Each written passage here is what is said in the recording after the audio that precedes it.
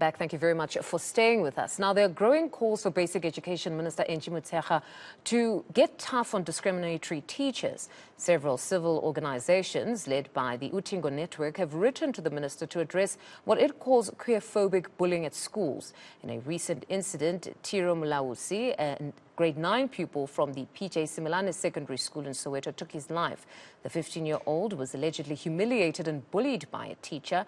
It's this and a number of other cases. For more on this, we have our panel experts via Zoom. That's Sibeko-Nqidi, the director of Uthingo Network, clinical psychologist Tryphosa Siweya from Siweya Wellness Solutions, as well as Basil Manuel. He's the executive director of Teachers Union Naptosa. Gentlemen, good afternoon and thank you very much for your time. Perhaps to start with you, Brian, as Uthingo, you've written this letter. You've raised concern around what you call queerphobic bullying. Just talk to us about what you want to see change in the schooling environment for young pupils.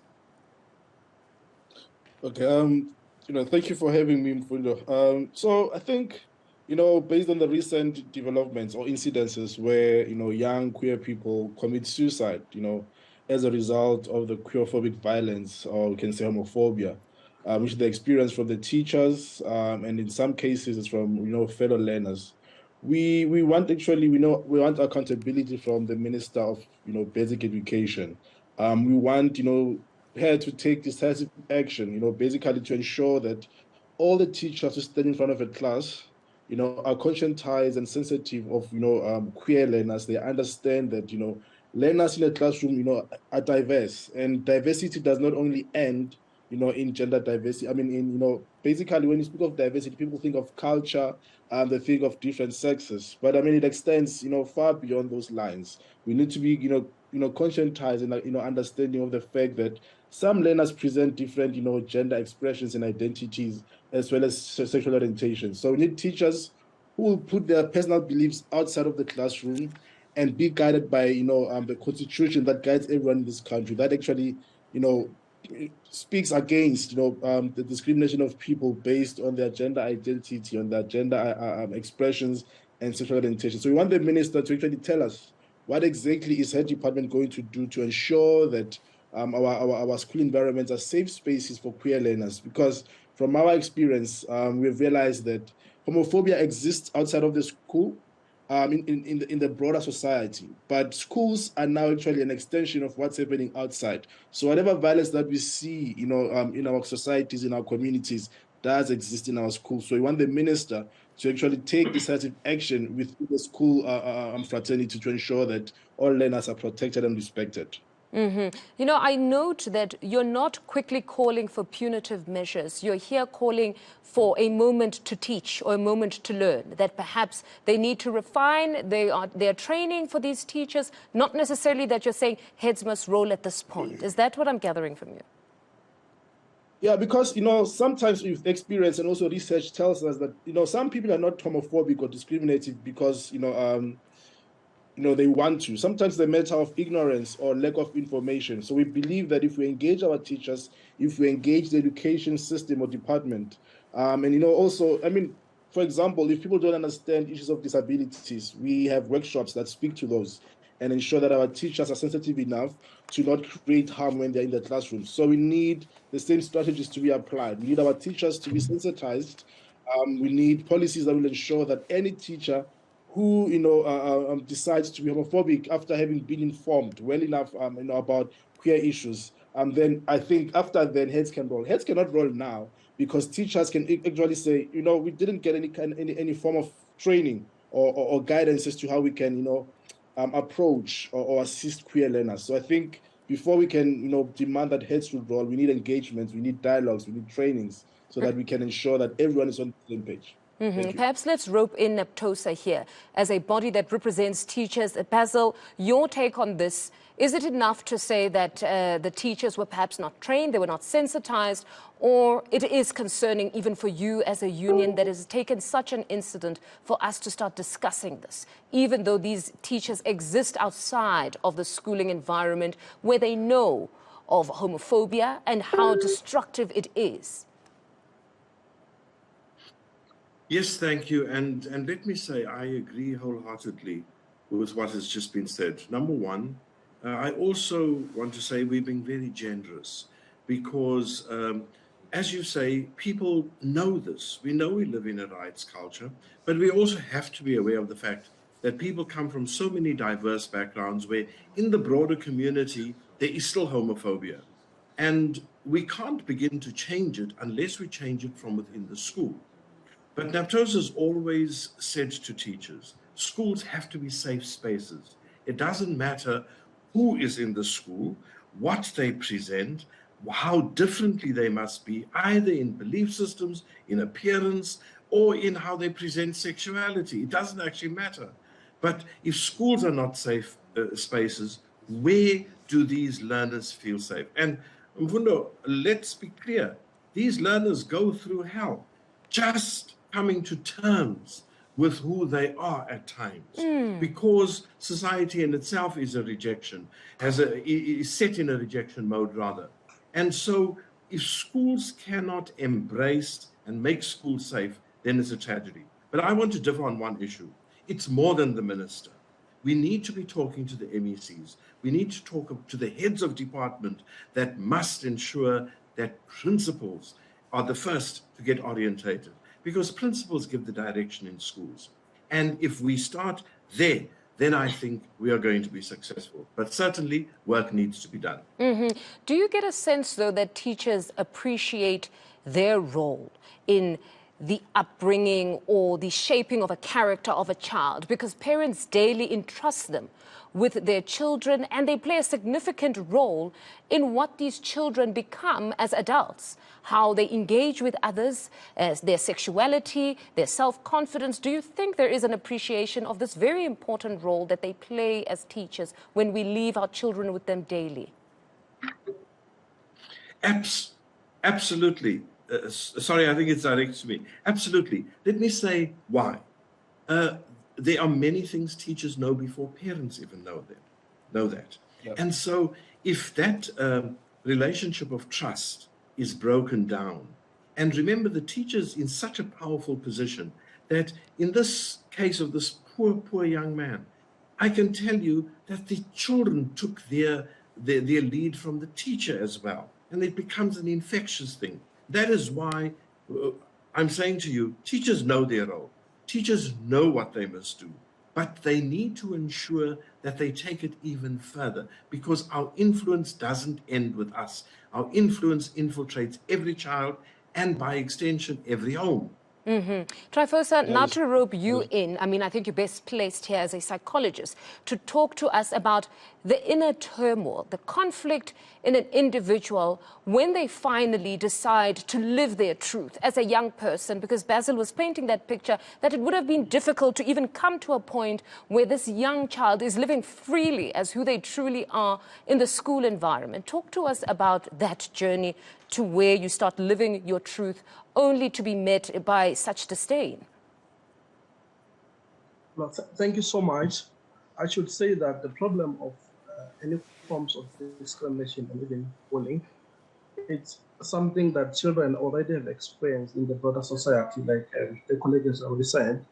And we hope that when the child comes to school, the school does not become an extension or a perpetuation of that which the child has already been experiencing in the society, which of course is very difficult for every child. And of course, different children would have different support systems, they would have different coping mechanisms. There are those who are very vulnerable, there are those who have had enough support from home, parents, and whoever in the form of positive reinforcement, just to sort of help them accept, embrace who they are, the differences that they have, and as opposed to most other children around them. That is not the case with all the kids. And when a child is being discriminated or being bullied, the one thing that happens to them is the question of belongingness, right? They ask themselves whether they really belong into that space. And I think one thing that we need to assure from a mental health point of view in schools is to create a space where all the kids feel a sense of belongingness, regardless of any form of differences that they have. Now, talking more about the concept of bullying, I think from a mental health point of view, it's a very serious phenomenon, like I said, because it goes back to an existential question of, do I really belong here? You know, and that question can have different outcomes for different children. You know, for others, it can lead to what I would call immediate term in effect. Can affect their concentration in class. It can affect their participation and interaction with others, to a situation where they socially withdraw, you know, as a sense of feeling that they don't belong. And of course, in the context of long term, it can have issues like affecting the self-esteem, right? It can affect their personality, can even make them prone to severe mental health problems such as anxiety disorders, depression, mood disorders, and even unresolved trauma as they grow up to be older people or adults. Do you think, Tryphosa, perhaps it would be beneficial to have psychologists in the school environment? I know there are issues around capacity in most instances where there aren't even enough teachers in some schools. But would you think it would be beneficial in the era that we live in, where there is some room where young people either break time or throughout other periods, they can quickly go and speak to a psychologist where that facility is within the school environment? Do you think it would be beneficial? Yes, definitely. I think if situations were to allow, that would be the most desirable, you know, ideal situation. However, it doesn't have to be as typical as having a psychologist in every school, right? We need a system. The school needs to have a referral system. They need to have a relationship with at least a psychologist who comes, or even if they don't always come to the school, but there is a system that is there between the school and a mental health provider. It doesn't always have to be psychologists. It can be registered counselors who are trained, you know, in the context of the issues that children learners face in schools. So we can have that committee that involves even representatives from the teachers themselves, that involves even is it SRC or LRC in the you know basic education system. Yes. Also involving learners themselves. So if we have a system like that, that also encourages children to say, you know what, if you have experienced something of this nature, please do come and talk to us about it. Because the problem is that sometimes we talk about these things so nicely, but we find that when it comes to implementing, the systems are not user-friendly, they are not accessible to the learners. In most cases, they even actually perpetuate the discrimination that may be there.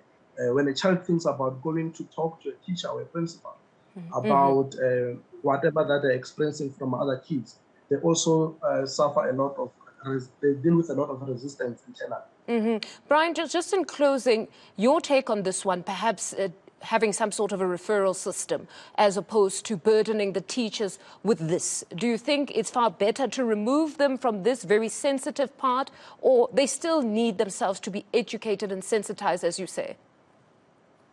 I think they still need to be sensitized. I mean, we need these systems to exist within schools. And currently, we're working with schools. I mean, we are based in Pietermaritzburg. We have schools that have these systems in place, that have social workers or psychologists. But these schools are still homophobic, because the assumption now that Tryphosa is actually trying to create, well, it's not an assumption, but now he fails to acknowledge that not all psychologists, you know, understand or are sensitive enough to queer issues. So even if we have the psychologists, they still need to be trained or conscientized to these issues. So in closing, I think, yeah, it's a whole systems change. But if it comes from the National Department of, you know, Basic Education, I think it has more power and more impact, unlike MECs, because currently we do have some MECs and, you know, district offices that do implement, you know, some form of LGBTI sensitization work. But I mean, those efforts cannot really be, you know, affirmed, because, you know, they work in small scales. But if it's a program or an intervention that comes from the minister or from the DBE, I think it has more impact. And Tryphosa speaks about issues of you know, having a sense of belonging or not belonging. I think I need to also, you know, stress the fact that in most cases, the learners who are targets are learners who are transgender or learners who are not cisgender. For example, I'm cisgender myself, but the level of homophobia that I experienced when I was at school is not as strong as or as severe as what my, classmate who was gender non-conforming or more effeminate than I was, experienced. So we need to acknowledge that. The fact that SGBs have power to create ad hoc policies that go against the constitution of the country is something we need to look into. For example, we're currently working or assisting a transgender learner in Pietermaritzburg from a rural community, right? The principal wants to, assist or actually meet us halfway, but they are limited by what the SGB prescribes in that school. So this learner struggles because now they are forced to wear a uniform that does not suit or align with their gender identity or gender expression. So the issue of school uniforms also is another issue. So basically, learners are boxed, and if you don't fit in a box, then you face the consequences, and which, sadly enough, for some learners, it leads to suicide. I was talking to a friend a couple of days ago. I don't know how I survived my schooling years. Because this thing does not start today. It has been there. I mean, I went to primary school. No, there's clearly a lot of learning that needs to be done here. Clearly a lot of learning, and we have a long way. Gentlemen, thank you very much for your time. Unfortunately, we have come to the end of this particular segment. Thank you very much. That is Brian. We also have Basil Manuel as well as Tryphosa speaking to us on that particular incident. Very unfortunate that a young person had to take their lives after being bullied by a teacher, someone entrusted to look after them. Let's take